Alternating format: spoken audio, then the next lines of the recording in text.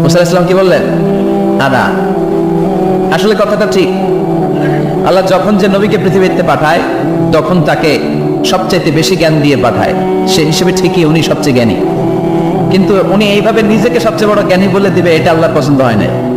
আল্লাহ চেয়েছিলেন মুসা আলাইহিস সালাম যেন বলে আল্লাহু আ'লা, আল্লাহই জ্ঞানী। সুবহানাল্লাহ কবেন না?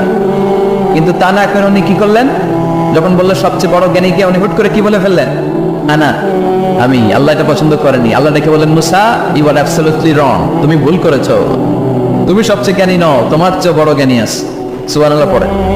তার মানে জানার কোনো শেষ নাই, জাননেওয়ালার উপর জাননেওয়ালা আছে। আর সবচেয়ে বড় জাননেওয়ালা কে? মুসা আলাইহিস সালাম রে আল্লাহ বললেন, মুসা, তোমার চেয়ে বড় জ্ঞানী আছে, তার নাম হচ্ছে খদির। কি নাম? আরো জোরে বলেন, কি নাম? খদির। উনি কোনো জায়গায় বসলে ওখানে ঘাস লতা পাতা যদি শুকনো থাকতো, ওনার বরকতে ওগুলো সবুজ হয়ে যেত, এজন্য ওনার নাম খদির। কিন্তু আমরা